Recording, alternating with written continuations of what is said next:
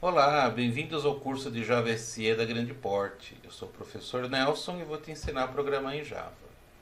Estamos na aula 12. Nesta aula veremos geração de números randômicos e faremos 4 projetos de programas envolvendo laços de repetição. Geração de números randômicos. Números randômicos ou números aleatórios são gerados pelo computador através de uma fórmula. Diversas fórmulas já foram tentadas aí ao longo da história da computação, mas a que mais fez sucesso é a fórmula criada pelos cientistas da computação Brian Kernighan e Dennis Ritchie. Esta é a fórmula. A partir de um valor inicial, você multiplica por um inteiro longo e soma 12.345. Isso gera um novo valor inicial. Este valor inicial é então dividido por 65.536, né? E o quociente faz o resto da divisão por 32.768.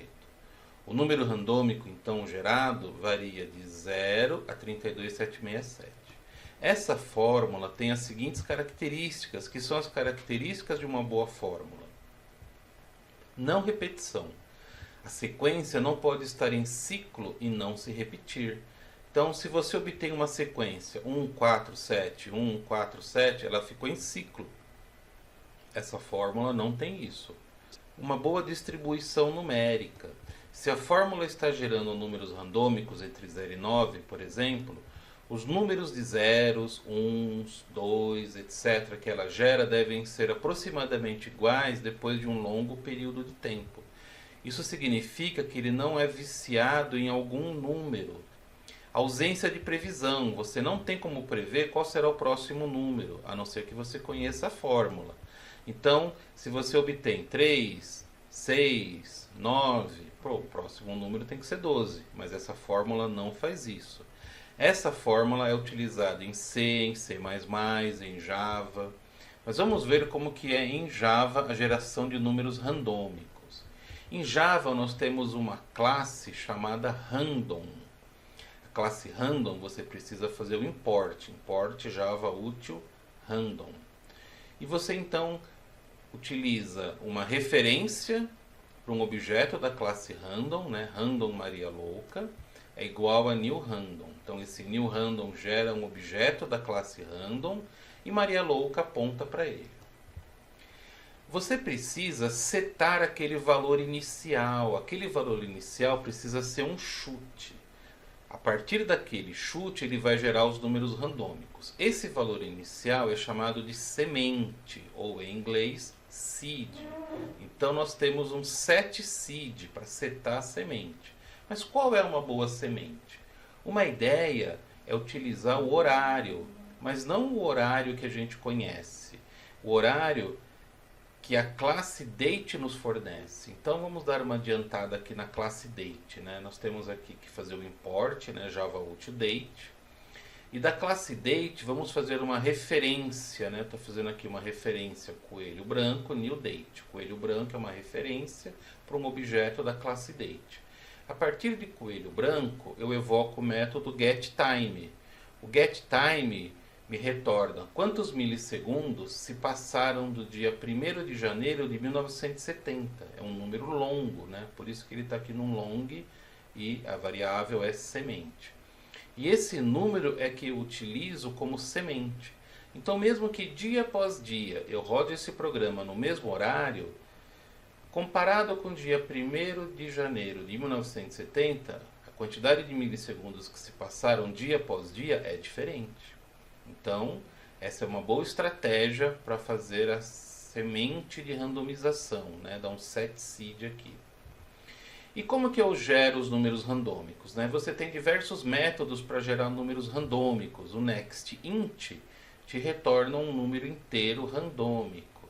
Se você colocar um número 10, por exemplo, nos parênteses do nextInt, ele te retorna um randômico entre 0 e 9. O nextDouble retorna um randômico entre 0 e 1. O nextGaussian retorna um randômico entre -1 e 1. Nós vamos falar mais a respeito dele daqui a pouquinho. E o nextBoolean te gera um falso ou verdadeiro randômico, né? Então, Eu gerei aqui alguns exemplos, né, algumas amostras de valores randômicos e estou imprimindo aqui esses valores. Vamos dar uma olhada agora nesse Next Gaussian. O Next Gaussian gera números randômicos obedecendo a distribuição gaussiana ou distribuição normal. Essa distribuição funciona assim: você tem uma curva, essa é a curva da distribuição normal, ela tem a forma de um sino. Nós temos aqui um valor médio, né? E eu observo que os valores se distribuem em torno da média. Existe um chamado desvio padrão. Então, se eu atribuir um valor de desvio padrão, por exemplo, aqui, ó, nós temos um valor médio, vamos contar aqui, ó. Então a gente tem aqui o 10, o 11, o 12 e meio, né? Que 12,5. E com desvio padrão aqui, ó, de 1, 2, 3, 4,5, né? Então desse lado também, 1, 2, 3, 4,5. Então eu tenho uma média de 12,5 com desvio padrão de 4,5. Eu vou ter cerca de 68,27, dá em torno de 70%. 70% dos valores cairão aqui dentro do desvio padrão, né, multiplicado pela média. Então a média vezes do desvio padrão vai dar 70% dos valores. Se eu quiser chutar valores de forma que dê 95%, então eu tenho que pegar 2 desvios padrão. E se eu quiser 100%, né, 99,73, eu pego 3 desvios padrão. Então você vai fazer assim, você vai pegar o Next Gaussian, multiplicar pelo desvio padrão, mais a média. Olha uns exemplos aqui, eu quero altura, né?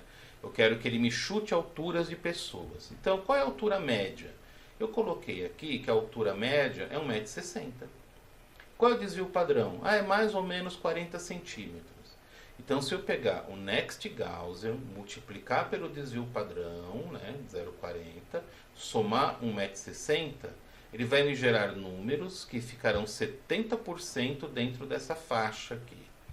E aí, eu pego o valor absoluto, porque no caso do Next Gaussian, ele gera de menos 1 a 1. Né? Então, o valor absoluto vai transformar em positivo, né? Pego o valor absoluto do número, caso ele seja negativo. A idade. Então, supondo que a idade média é 45 anos, mais ou menos 30 anos. Então, Maria Louca.next Gaussian, né, vai me dar um valor randômico aqui entre 1 e menos 1, multiplico pelo desvio padrão, que é 30, e somo 45. Né? Aí pego aqui o valor absoluto. Como isso daqui é um double, né, eu preciso converter para inteiro, né? Por isso aqui está a coerção, né? Tem um int aqui. Então é dessa forma que a gente usa a distribuição gaussiana. É muito boa para simular sistemas, né? Simular a entrada de altura, simular a entrada de idade, simular a entrada de peso, tudo que você quiser simular e você não quer ficar digitando os valores, você pode pedir para o Next Gaussian gerar para você. Ok? Vamos aos projetos. Nós temos 4 projetos para fazer. No projeto 9, nós temos a classe Investimentos. Essa classe tem 3 atributos: o saldo, né, do meu investimento, a taxa de juros, né, que vai ser aplicada aqui ao ano, e a quantidade de anos, né, que eu vou fazer o meu investimento. E temos 2 métodos: tempo para obter o saldo, né, tempo para saldo. Você passa aqui o saldo desejado, e aí nós vamos calcular quanto tempo você leva para obter esse saldo desejado a partir do seu saldo inicial e dessa taxa. E investir por tempo, né? Você passa aqui quantos anos você quer investir o dinheiro e ele vai atualizar o saldo com esse valor. Né? Você tem aqui a classe com o método main, que é o simulador investimento, que você vai testar essa classe. Para falar um pouco do método aqui, do tempo para saldo, né? O método tempo para saldo, ele retorna um void, tá vendo? Não tem retorno, é void. Você passa aqui o saldo desejado como um double e olha o laço aqui. Enquanto o saldo, né, que é o saldo inicial, for menor que o saldo desejado, a gente vai fazer o quê? Pega esse saldo, multiplica pela taxa dividido por 100. Isso vai me dar os juros que eu estarei ganhando naquele período de um ano. Aí eu pego esses juros e somo com saldo, e somo 1 em anos. E aí eu verifico novamente, né? Esse fecha-chave aqui é o fecha-chave do while. Então volto para o while e pergunto, o saldo continua menor que o saldo desejado? Caso sim, novamente é calculado os juros, somado e somado 1 ao ano. Isso vai ficar em laço até que a gente obtenha um valor igual ou maior que o saldo. E aí você vai poder consultar aqui na variável anos, quantos anos são necessários para obter esse saldo desejado. Investir por tempo, já você passa o tempo, né? 5 anos, 10 anos, 2 anos. Aí como que a gente faz? A gente zera o atributo anos, né? E faz, enquanto anos for menor que tempo, né? O tempo que você passou aqui como parâmetro, é o mesmo cálculo, né? Calcula os juros, soma com saldo e soma 1 em anos.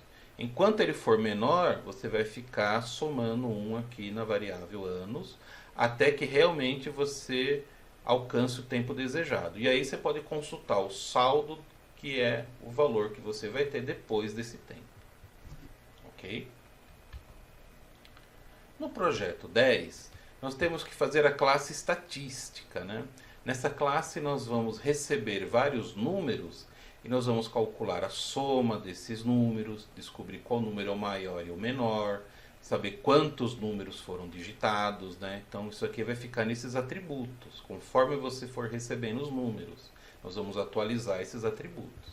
Nós temos os métodos solicita números, observe que ele é público, né? O método add, que vai adicionar um número à nossa estatística, observe que ele está com sinal de menos, ele é um método private, né? Ele vai ser usado em outra classe. O método que imprime estatística e o getMédia, que é uma média aritmética simples, que é a soma dividida pela quantidade.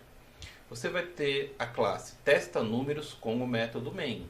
É aqui que você vai testar a classe estatística. Eu selecionei aqui o método solicita números para a gente discutir um pouquinho.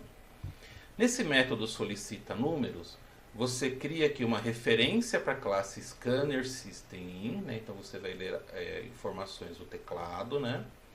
Criamos aqui a variável continua recebendo n, né? Ele é um char, né? Recebe um n minúsculo. E a gente tem aqui um do, um faça enquanto. Faça enquanto continua igual a s. Né? Continua tá n, então eu preciso perguntar para o usuário se ele quer digitar ou não números. Então dentro desse do while eu coloquei outro do while. Por quê? Porque eu pergunto aqui para o usuário, deseja informar um número, sim ou não? E se ele digitar qualquer coisa diferente de S ou N, eu tenho que ficar perguntando para ele, né? Porque se deseja informar um número, S ou N, ele põe um X, X não é nem S nem N. Então eu vou continuar perguntando. Enquanto ele não digitar um S ou um N, eu continuo perguntando. Tá vendo? Faça enquanto o conteúdo da variável continua é diferente de S e o conteúdo da variável continua é diferente de N. Então, eu vou lá ler o teclado, né? Minha referência aqui do scanner, pego o next line e o que a pessoa digitar, a pessoa pode digitar, por exemplo, a palavra sim. Aí eu pego essa palavra, converto para minúsculo, to lowercase, e pego o primeiro caractere, começa na posição 0, né? Pego o primeiro caractere, o caractere na posição 0. Então eu vou pegar o S, se ele escreveu sim, eu vou pegar o primeiro caractere, que é S, ainda em minúsculo. Olha que interessante essa forma de chamar métodos, né? A referência chama o método nextLine, que me retorna uma string. Nessa string eu evoco o método toLowerCase, que converte a string para minúsculo. Então eu tenho uma string em minúsculo. Essa string em minúsculo eu evoco o método caractere na posição 0. Tá? É uma forma compacta de evocar métodos. O método é evocado com base no resultado do método anterior. NextLine retorna uma string, então eu posso chamar toLowerCase. ToLowerCase retorna uma string, então eu posso chamar char add. Ok? Então, se ele digitar S dizendo que sim, ou sim, dizendo que sim, continua, ele quer informar um número, Então eu tenho aqui um if, né? Que se for S, aí eu digo, informe um número. E peço para ele aqui, ó, ler teclado next line. Esse número que ele me informa, eu traduzo para um double e chamo o método add. Esse método add, ele vai somar esse número no atributo soma, né? Ele vai somar 1 na quantidade. E se for o primeiro número, ele vai ser o máximo e o mínimo ao mesmo tempo. Porque é o primeiro número informado, né? Se você informa o número 10, qual é o maior número? 10. Qual é o menor? 10. É o primeiro. Agora, se não for, aí você tem que fazer uma comparação. Se o número que a pessoa digitou for maior que o máximo, então esse número que ela digitou vai ser o máximo. E um outro if. Se o número que ela digitou for menor que o mínimo, então esse número vai ser o novo mínimo. Ok? E lembre-se de fechar aqui o scanner, né? Esse é o projeto 10. Ok?